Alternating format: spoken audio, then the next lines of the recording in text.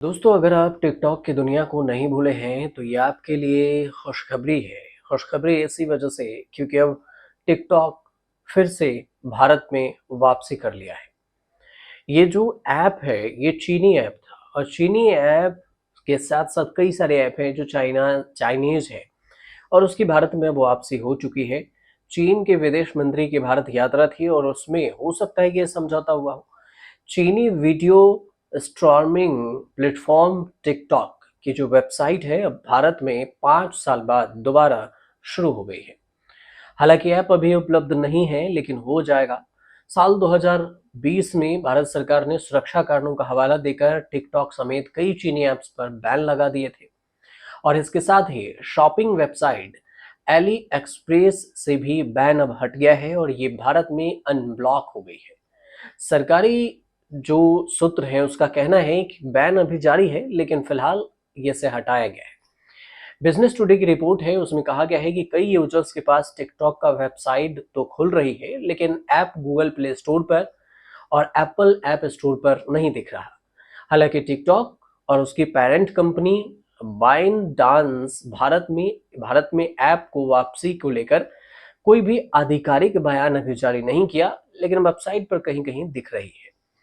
सरकारी सूत्र ने स्पष्ट ये किया है कि मीडिया में आ रही खबरों के जो उल्टा टिकटॉक और संबंधित वेबसाइट की जो यथास्थिति है उसमें कोई बदलाव नहीं हुआ है, वो बैन के बैन है। आपको ये बता दें कि टिकटॉक पर बैन जून 2020 में उस समय लगाया गया था जब गलवान घाटी में भारत चीन तनाव चरम पर था। भारत सरकार ने 59 मोबाइल ऐप्स को राष्ट्रीय सुरक्षा के कारण खतरा बताते हुए इसे बैन किया था। इस लिस्ट में TikTok, SHAREit, UC browser और यूसी न्यूज कई लोकप्रिय ऐप शामिल थे। इसमें बैन में सूचना प्रौद्योगिकी अधिनियम 2000 की धारा 69A के तहत इसे बैन लगाया गया था भारत में, लेकिन अब हटाया गया। टिकटॉक वेबसाइट की वापसी अब ऐसे समय में हुई है जब भारत चीन रिश्तों में नरमी देखी जा रही है।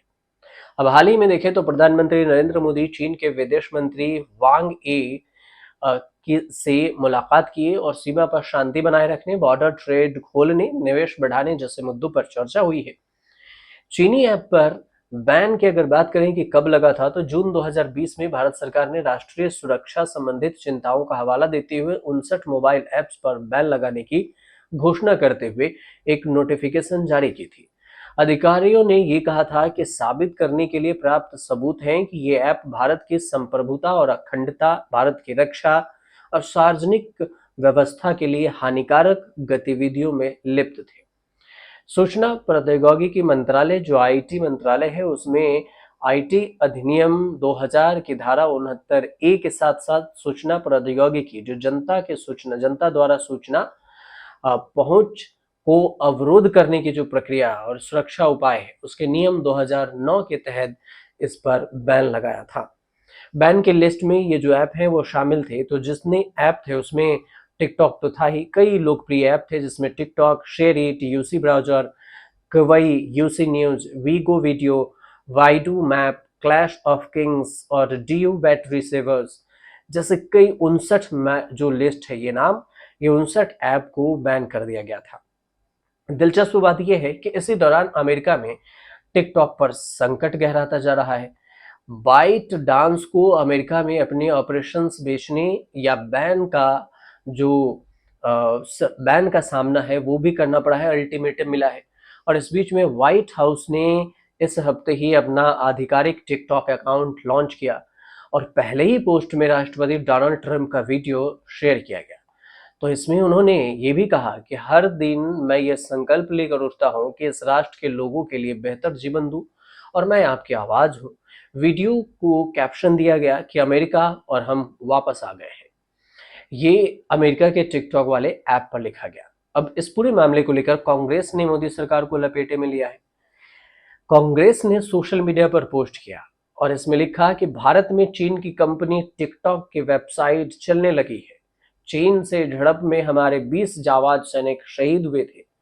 पहले तो प्रधानमंत्री नरेंद्र मोदी ने चीन को क्लीन चिट दी, लेकिन जब कांग्रेस ने दबाव बनाया तो हेडलाइन मैनेज करने को टिकटॉक बैन किया और अब प्रधानमंत्री मोदी फिर चीन से लप्पो झप्पो कर रहे हैं। चीन के विदेश मंत्री से मिले हैं और खुद चीन जाने वाले हैं, और इस बीच ही टिकटॉक से जुड़ी ये खबरें आई है। कांग्रेस का कहना है कि साफ है कि प्रधानमंत्री मोदी का चीन प्रेम देश प्रेम पर भारी पड़ा है। पाकिस्तान से सीज फायर की तरह चीन के साथ भी शहादत का सौदा कर दिया गया है। ये कांग्रेस का सीधे तौर पर आरोप है, और यही पूरी कहानी थी जो हमने आप तक पहुंचाई। अगर आपको सही लगे तो हमारे चैनल से जरूर जुड़िए, सब्सक्राइब कीजिए, शेयर कीजिए, कमेंट जरूर कीजिएगा।